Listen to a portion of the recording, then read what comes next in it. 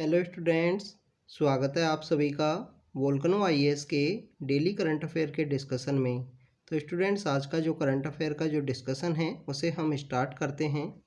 अगर हम first topic की बात करें स्टूडेंट्स, हमारा फर्स्ट टॉपिक है अरुणाचल प्रदेश के स्टेटहुड से रिलेटेड। रिसेंटली अरुणाचल प्रदेश ने अपना जो 37 स्टेटहुड का जो डे है उसको सेलिब्रेट किया है। तो स्टूडेंट्स, अगर हम इस जर्नी को देखने की कोशिश करें, जैसे कि आपने पॉलिटी के अंदर ज़रूर रीड किया होगा, इससे रिलेटेड जो लेक्चर है वो भी आपका हमारे यूट्यूब चैनल के ऊपर अवेलेबल है। आप वहाँ पे भी जाके देख सकते हो कि इंडिया एंड इट्स यूनियन की जो जर्नी है वो किस तरीके से रही है, कौन कौन से स्टेट को कब यहाँ पे स्टेटहुड का जो स्टेटस है वो ग्रांट किया गया था। तो स्टूडेंट्स, अगर हम बात करें इंडिपेंडेंस की, तो हमारी 1947 के समय जब हमको आज़ादी मिली तो उस समय में हमारे यहाँ पे जो स्टेट्स हैं उनको 4 कैटेगरी के अंदर डिवाइड कर रखा था, A B C and D के रूप में। उसके बाद में हमारे यहाँ पे जो डिमांड है वो इंक्रीज होती है कि लिंग्विस्टिक बेसिस पे जो स्टेट हैं वो बनाए जाएं। तो लिंग्विस्टिक बेसिस पे जो स्टेट बनाने की जो डिमांड है वो इंक्रीज होती है।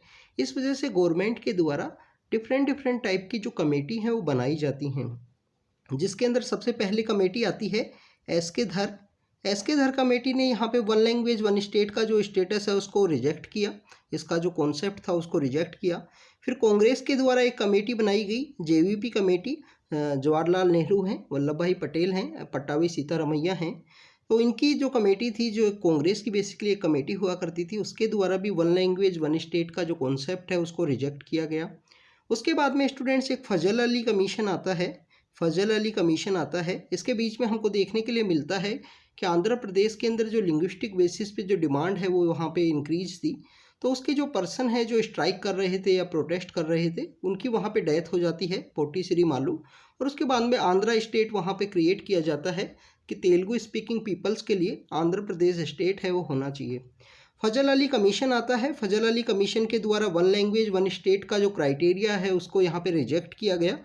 बट यहाँ पे बताया गया कि यहाँ पे एडमिनिस्ट्रेटिव कन्वीनियंस या जोग्राफिकली कन्वीनियंस के लिए स्टेट है उसको क्रिएट किया जाना चाहिए। वन लैंग्वेज वन स्टेट का जो क्राइटेरिया है उसके बेसिस पे अगर हम यहाँ पे स्टेट्स का क्रिएशन करेंगे तो हमारे कंट्री के अंदर काफ़ी सारे जो डायलेक्ट्स हैं, जो लैंग्वेज हैं, हर एक स्टेट का हर एक रीजन के अंदर जो वेरिएशन है वो आपको देखने के लिए मिलता है। तो बाल्कनाइजेशन ऑफ स्टेट हो जाएगा, इस वजह से ये कॉन्सेप्ट इनके द्वारा रिजेक्ट किया गया। तो स्टूडेंट्स, यहाँ पे गवर्नमेंट के द्वारा 7th कॉन्स्टिट्यूशन अमेंडमेंट एक्ट आया, 7th कॉन्स्टिट्यूशन अमेंडमेंट एक्ट। और उस समय में हमारे यहाँ पे 14 स्टेट्स एंड 6 यूनियन टेरिटरी हुआ करती थी। तो ये प्रेजेंट समय की ये जो जर्नी है, प्रेजेंट समय में जो हमारे यहाँ पे स्टेट्स एंड यूनियन टेरिटरी हैं उसकी जर्नी के बारे में अगर हम देखने की कोशिश करें तो 1956 के समय स्टूडेंट्स हमारे यहाँ पे 14 स्टेट्स एंड 6 यूनियन टेरिटरी हुआ करते थे। तो at the time of 7th constitution amendment act हमारे यहाँ पे 14 स्टेट्स से और 6 यूनियन टेरिटरी हुआ करते थे। इसके बाद में स्टूडेंट 7th कॉन्स्टिट्यूशन फजल अली कमीशन के बाद में, इस स्टेट रीऑर्गेनाइजेशन एक्ट के बाद में सबसे पहले यहाँ पे जिस स्टेट की जो डिमांड है वो इंक्रीज होती है, गुजरात को यहाँ पे नया स्टेट बनाया जाता है 1960 के समय में। तो गुजरात है, जो गुजराती स्पीकिंग पीपल्स है उनको यहाँ पे सेपरेट किया जाता है, क्योंकि जीएम जोशी के द्वारा जो संयुक्त महाराष्ट्र मूवमेंट है वो चलाया जाता है। और बॉम्बे स्टेट का जो नाम है वो चेंज किया गया। वो नाम क्या किया गया?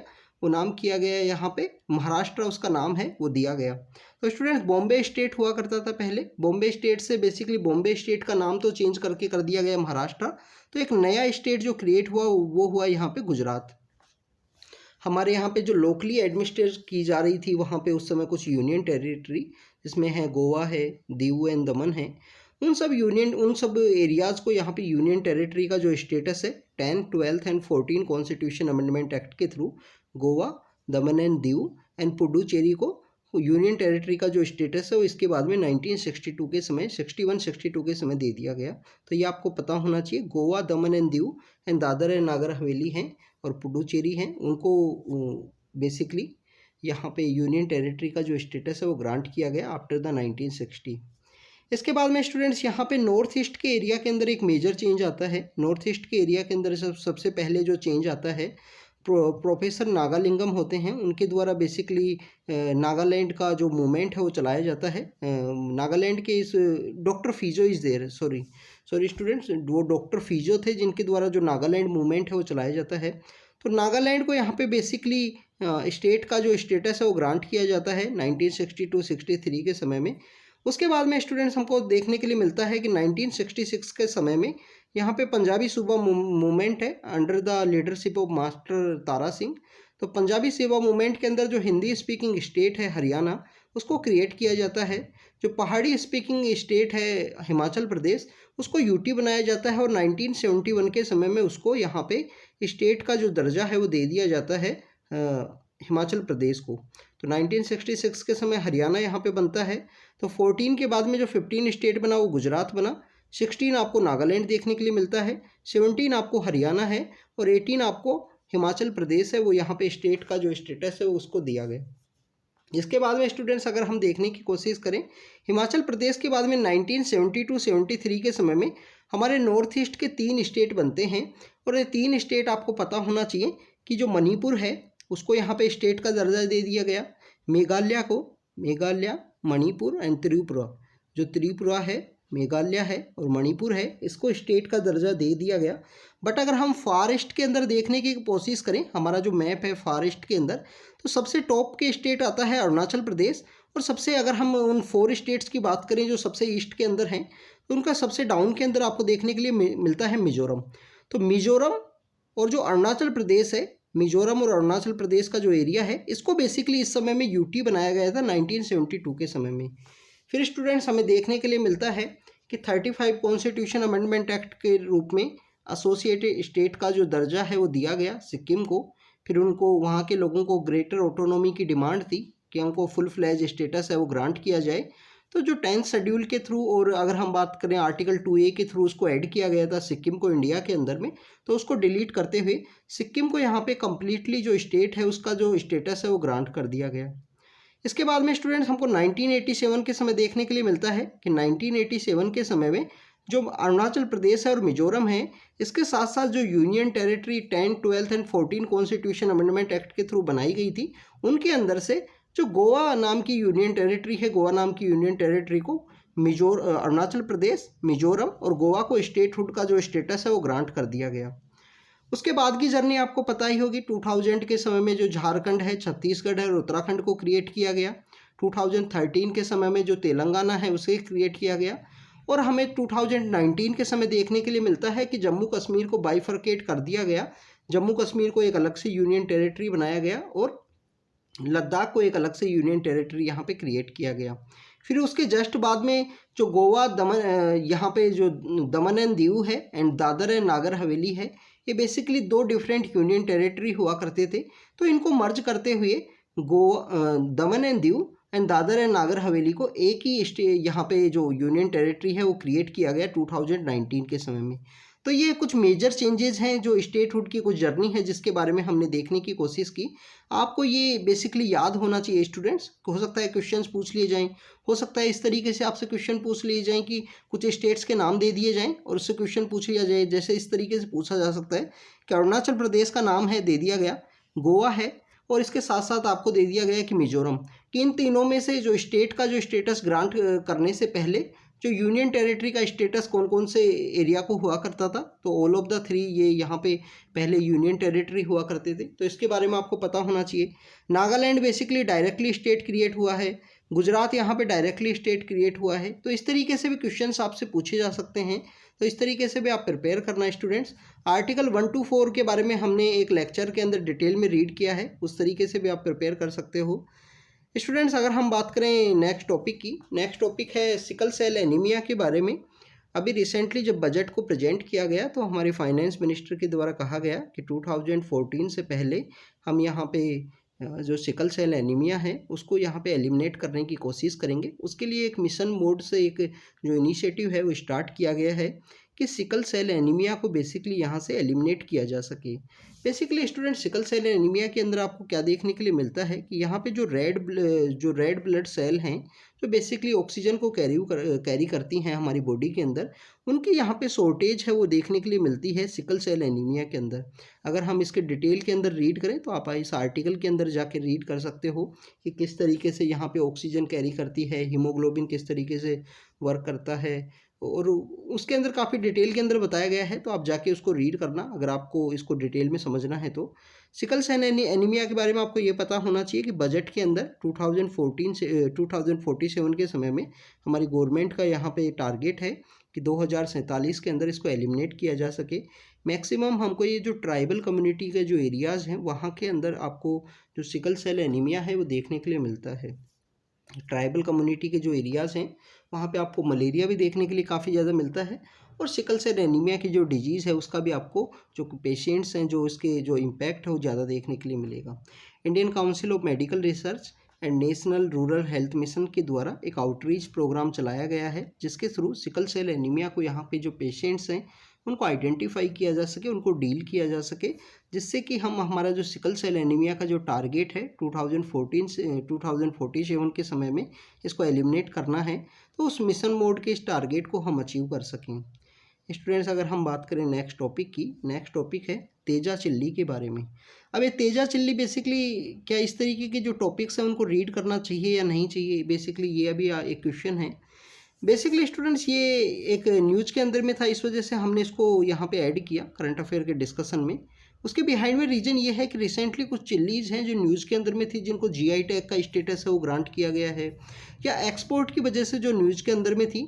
तो आपसे हो सकता है कि क्वेश्चंस पूछ लिया जाए। जीआई टैग से रिलेटेड 2015 के समय एक क्वेश्चन पूछा गया था, जिसमें 3-4 जीआई टैग है और स्टेट का जो मैच द कॉलम है वो दिया गया था, और उनसे क्वेश्चन पूछ लिया गया कि बेसिकली कौन सा ऐसा जो यहाँ पे जो सब्जेक्ट है जो जीआई टैग के अंदर ऐड किया गया है। जीआई टैग के बारे में आपको पता होना चाहिए, वीपो के द्वारा बेसिकली इसको स्टार्ट किया गया था। किसी भी एक एरिया के अंदर पाई जाने वाली जो कोई वस्तु है, कोई साइन बोर्ड है, उसको यहाँ पे जो जोग्राफिकल इंडिकेशन का जो टाइटल है वो दिया जाता है। 10 ईयर के लिए ये जो टाइटल है वो ग्रांट किया जाता है, और उसके बाद में इसको समय समय पर रिन्यू किया जा सकता है। तेजा चिल्ली जो बेसिकली तेलंगाना के अंदर आपको देखने के लिए मिलती है और काफ़ी ज़्यादा फेमस है। ये इसकी डिफरेंट काइंड ऑफ टेस्ट की वजह से, डिफरेंट काइंड ऑफ इसकी यूजेज की वजह से मेडिसिनल एक्टिविटी के अंदर भी इसको यूज़ किया जाता है। इसके अलावा जो यहाँ पे चिली पेपर स्प्रे जो होता है उसके अंदर भी तेजा चिल्ली को यूज किया जाता है। रिसेंटली मणिपुर की एक चिल्ली है हितेई चिल्ली, जो मिर्ची हैं हितेई चिल्ली, वो उनको जीआई टैग का स्टेटस है वो ग्रांट किया गया था। राजा मिर्चा नाम से एक नागालैंड के अंदर पाए जाने वाला किंग ऑफ चिल्ली है, किंग ऑफ चिल्लीज़ हैं राजा मिर्चा, तो उसको भी बेसिकली यहाँ पे 2008 के समय में जो जीआई टैग का स्टेटस है वो दिया गया था, बट वो लंदन में एक्सपोर्ट करने की वजह से राजा मिर्चा को न्यूज़ के अंदर में था। तो इस वजह से स्टूडेंट्स इस टॉपिक को हमने डिस्कस किया है तेजा चिल्ली के बारे में। तेजा चिल्ली जो कि तेलंगाना के अंदर पाई जाती है, अपने टेस्ट की वजह से काफ़ी ज़्यादा न्यूज़ के अंदर है, जिसको पेपर स्प्रे के अंदर जो बेसिकली सेफ्टी के लिए भी यूज किया जाता है। काफ़ी बार आपको अर्बन एरियाज़ में आपने देखा होगा इसके बारे में। तो पेपर स्प्रे के अंदर इसको यूज किया जाता है तेजा चिल्ली को। नेक्स्ट टॉपिक की अगर हम बात करें स्टूडेंट, नेक्स्ट टॉपिक है कि अभी रिसेंटली जो टर्की के अंदर जिस तरीके से अर्थक्वेक आया है, और उसकी वजह से हमारा जो कश्मीर का जो रीजन है वहाँ भी जो सिस्मिक थ्रेट है वो देखने के लिए मिला है। और सिस्मिक थ्रेट की वजह से जो मुग़ल स्टाइल ऑफ आर्किटेक्चर वहाँ पे डेवलप हुआ था, उसको एक थ्रेट देखा गया है कि वो यहाँ पे डिस्ट्रॉय हो सकता है, वो यहाँ पे कम्प्लीटली फेज आउट हो सकता है अगर ऐसा कोई अर्थक्वेक आता है इंडिया के अंदर। तो स्टूडेंट, सबसे पहले तो आपको अर्थक्वेक से रिलेटेड जो रीजन्स हैं उनके बारे में पता होना चाहिए। हमारा जो कश्मीर है, कश्मीर बेसिकली जोन 5 के अंदर हमारा जो नेशनल सेंटर फॉर सिस्मियोलॉजी है उसके द्वारा यहाँ पे जो सेंटर्स हैं वो बताए गए हैं। तो आप देखिए कश्मीर को जोन 5 के अंदर रखा गया है। अब ये जो प्लेट टेक्टोनिक की जो थ्योरी है उसकी वजह से ये देखने के लिए मिलता है, ये हाईली अनस्टेबल एरियाज़ हैं। इसके अलावा हमारा नॉर्थ ईस्ट का रीजन है, जो गुजरात का जो रीजन है उसको भी, जिसके अंदर आपको 2001-2 के समय में जो कच्छ भुज के अंदर जो अर्थक्वेक है वो देखने के लिए मिला था। ऐसा ही एक अर्थक्वेक लातूर के अंदर भी आया था, लातूर महाराष्ट्र के अंदर है। लातूर का अर्थक्वेक काफ़ी पहले आया था, तो उसके बिहाइंड के भी कुछ रीजन्स हैं जिसकी वजह से यहाँ पे जो क्रैक्स हैं इंडियन पेनिनसुला के अंदर जो क्रैक्स हैं वो डेवलप हुए हैं। तो स्टूडेंट, सिस्मिक थ्रेट के रूप में कश्मीर के अंदर जो आर्किटेक्चर है उसको सिस्मिक थ्रेट के रूप में देखा गया है, क्योंकि कश्मीर बेसिकली जोन 5 के अंदर आता है। जो हमारा नेशनल सेंटर फॉर सिस्मियोलॉजी के द्वारा जो जोन्स डिसाइड किए गए हैं उसके जोन 5 के अंदर आने की वजह से यहाँ पे एक थ्रेट के रूप में देखा गया है। अगर हम बात करें कि कश्मीर के अंदर आर्किटेक्चर की, तो कश्मीर के अंदर आपको जो मेजर आर्किटेक्चर है आपको वुडन स्टाइल ऑफ आर्किटेक्चर देखने के लिए मिलेगा। लकड़ी को वहाँ पे यूज किया जाता है वहाँ के आर्किटेक्चर के अंदर। उसी के अंदर आपको उरूसी नाम का एक जो आर्किटेक्चर है वो मुगल एरा का आपको देखने के लिए मिलेगा। तो आपको ये टर्म याद होना चाहिए कि उरूसी नाम की जो टर्म है वो बेसिकली वहाँ पे लकड़ी के लिए यूज की जाती है, जिससे वहाँ पे दीवार बनाने के काम आती है, दीवार बनाई जाती हैं उरूसी के वर्क के थ्रू। तो ऑक्टागोनल है, डेकागोनल है, ऑर्नामेंटल पिलर के रूप में आपको देखने के लिए मिलता है, जाली हाउस आपको देखने के लिए मिलते हैं इस उरूसी के अंदर में। और यहाँ पे जो बेसिकली जिस लकड़ी को, जिस वुड को यूज किया जाता है, पहले जो देवदार पाइन वुड हुआ करती थी उसको यूज किया जाता था। प्रेजेंट समय में जो वॉलनट की जो वुड है, जो लकड़ी है, उसको इसका जो उरूसी है उसके आर्किटेक्चर के अंदर यूज किया जाता है। आप गूगल करके इसकी इमेज ज़रूर देखना उरूसी के बारे में। इसके अलावा कश्मीर आर्किटेक्चर के बारे में आपको काफ़ी सारी इन्फॉर्मेशन होनी चाहिए, क्योंकि कश्मीर आर्किटेक्चर रिसेंटली काफ़ी सारा न्यूज़ के अंदर है, जिसके अंदर जो पुराने समय में जो हिंदू आर्किटेक्चर है एंड मुस्लिम आर्किटेक्चर है, दोनों के बीच में आपको डिफरेंस पता होना चाहिए। हिंदू आर्किटेक्चर के अंदर आपको बेसिकली 2 डायनेस्टी वहाँ पे देखने के लिए मिलती हैं। करकोता डायनेस्टी है, जिसके ललित आदित्य मुक्तापिदा नाम के जो राजा हुआ करते थे। करकोता डायनेस्टी के अलावा आपको दूसरी डायनेस्टी देखने के लिए मिलती है, उत्पाला डायनेस्टी। तो उन डायनेस्टीज़ के समय में कुछ जो मंदिर हैं, कुछ टेम्पल्स हैं, वो आपको देखने के लिए मिलते हैं, जिसके अंदर मार्तंडेय सन टेम्पल भी है जो अनंतनाग के अंदर सिचुएटेड है। अगर हम मुगल स्टाइल ऑफ आर्किटेक्चर की बात करें तो मुगल स्टाइल ऑफ आर्किटेक्चर आपको लेटर फेज के 14th सेंचुरी के समय आपको देखने के लिए मिलता है। वहाँ पे भी काफ़ी सारी जो बिल्डिंग्स हैं वो यूज़ की गई हैं, जिसके अंदर वुड है, ब्रिक है, स्टोन का जो यूज़ है वो काफ़ी ज़्यादा देखने के लिए मिलता है। सबसे पहले आपको जो जामिया मस्जिद है और जो श्रीनगर के अंदर सिचुएटेड है, 370 जो पिलर्स हैं उसके वहाँ पे 370 पिलर्स हैं। जामिया मस्जिद है जो श्रीनगर के अंदर सिचुएटेड है। आली मस्जिद है, वो भी श्रीनगर के अंदर ही सिचुएटेड है। 15th सेंचुरी के समय में शाह मीरी किंग हुआ करते थे, सुल्तान हसन शाह, उनके द्वारा डेवलप की गई थी। एक परी महल है जिसे दारा सिकोवा के द्वारा बनाया गया है। काफ़ी सारे आपको जो गार्डन है, जिसमें निशांत गार्डन है, ये काफ़ी तरीके के जो गार्डन्स हैं वो भी आपको देखने के लिए मिलते हैं। जो परी महल है जो दारा सिकोवा के द्वारा बनाया गया था 17th सेंचुरी के समय में, एक ऑब्जर्वेटरी के रूप में काम करता है, जिसमें चश्मे शाही जो गार्डन है वो आप ऑब्जर्व कर सकते हो, डल लेक वहाँ से बैठ के देख सकते हो। तो परी महल के बारे में आपको पता होना चाहिए। दारा सिकोवा वैसे भी प्रेजेंट समय में न्यूज़ के अंदर है, उसको एक लिबरल मुगल के रूप में डेजिग्नेट किया गया है प्रेजेंट समय में। दारा सिकोवा को पावर के अंदर आना चाहते थे, बट औरंगजेब के द्वारा उनको मार दिया जाता है। और उसी समय में एक फ़ॉरेन ट्रैवलर भी होते हैं, फ्रांसिस बर्नियर नाम के जो फ़ॉरेन ट्रैवलर हैं, वो उसी समय में आपको देखने के लिए मिलते हैं, दारा सिकोवा के समय में ही। तो ये स्टूडेंट्स कुछ मुस्लिम स्टाइल ऑफ आर्किटेक्चर, जो मुगल स्टाइल ऑफ आर्किटेक्चर है, जिसके अंदर लकड़ी का यूज़ देखने के लिए मिलता है, उरूसी के बारे में। और जो सिस्मिक के अंदर जो जोन्स के अंदर डिवाइड किया गया है उसके बारे में हमने डिस्कस किया। आज हमने तेजा चिल्ली के बारे में देखा कि तेजा चिल्ली का जो यूज़ है वो यहाँ पे इंक्रीज हुआ है, उसका एक्सपोर्ट है वो इंक्रीज हुआ है। काफ़ी और भी चिल्लीज हैं जो रिसेंटली न्यूज़ के अंदर में थी, जिसमें राजा मिर्चा है नागालैंड का, जो लंदन एक्सपोर्ट किया गया है।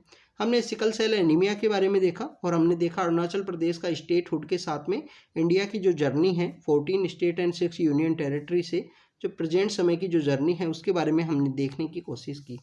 तो स्टूडेंट्स, ये आज का हमारा करंट अफेयर का डिस्कशन था। हम कंटिन्यू आपको इसी तरीके से अपडेट करते रहेंगे। Thank you students, thank you very much.